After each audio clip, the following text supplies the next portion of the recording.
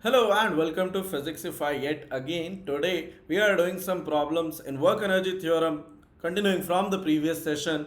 So let us take up problems. We have 4 of them to be done today.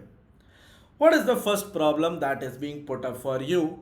We are being said that there is a body that is having a mass 2 kg. It is acted upon by a force such that its Vt graph is shown something like this, and you need to calculate the work done by the force. Now obviously what we want over here is you need to find out the work done from here to here, that is 0 to 2 seconds. That is quite visible because that is the part of graph given to us. Now what do we need to do? We can put down our work energy theorem that we study is that work done by all the forces equals the change in kinetic energy. Hence we can say W is Kf minus Ki, Kf being the final kinetic energy, Ki being the initial kinetic energy. I can write down them as half mvf square minus half mvi square, and you know this is going to be your initial velocity, and here finally I will say my velocity is 0 or my final kinetic energy is 0.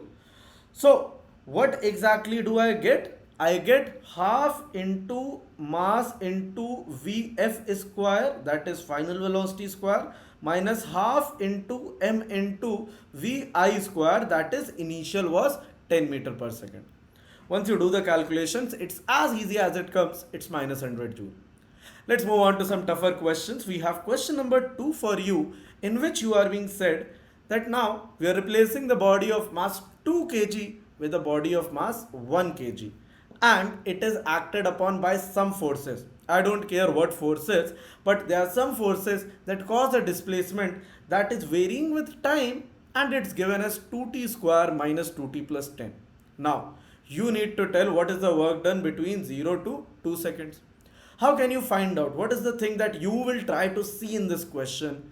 The first thing that you should see is that if S is given with respect to T, this means that this is a variable force, right? So first caution that I generally give my students is that do not use W equal to F dot S here. That might yield incorrect results, and you should try to refrain using that. What can you do now? What I think from now is that if I am given some forces, I don't even know what forces is, so anyways F dot S is a useless thing to do. So I will write down my work energy theorem, and in this theorem I would see that displacement can yield velocity if differentiated with respect to time, which is exactly what is given to us. S is given with respect to t. If I differentiate this equation, 2t square will give me 4t, minus 2t will give me minus 2, and plus 10 will give me 0 since it is a constant. So v equal to ds by dt gives me 4t minus 2. This can easily tell me at t equal to 0 my initial velocity, and at t equal to 2 seconds my final velocity. So once I have gotten both of them as minus 2 and 6, I can proceed like I did in the previous question and get the answer.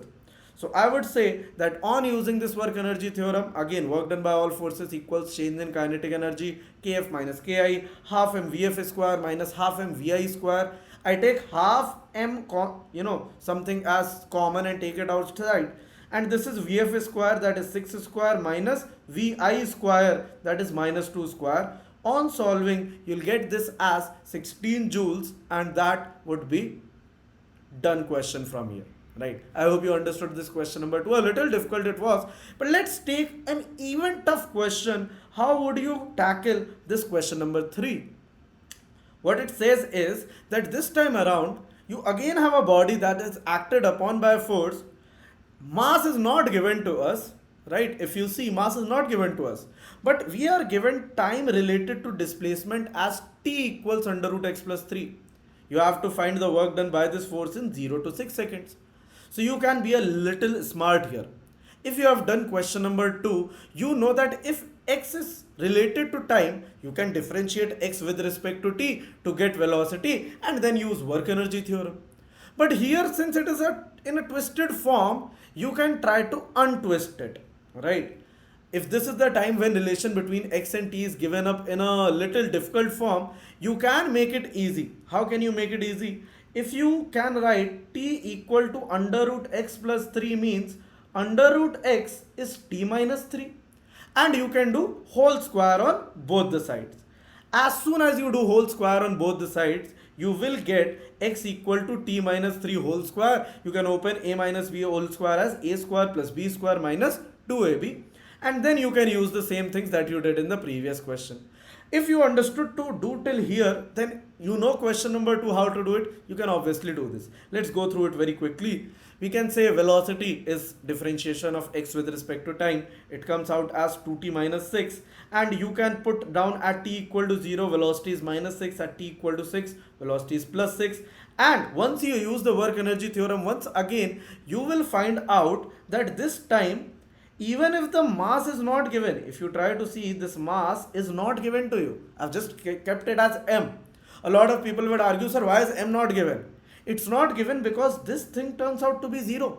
So the work done in effect turns out to be 0, and that is one learning we can take, that even if mass is not given, let's try to proceed, let's try to be brave, and maybe the answer comes out in such a way where the mass requirement is not there. So that is something I have written at the end. The reason why mass is not given is because at the end we don't require it.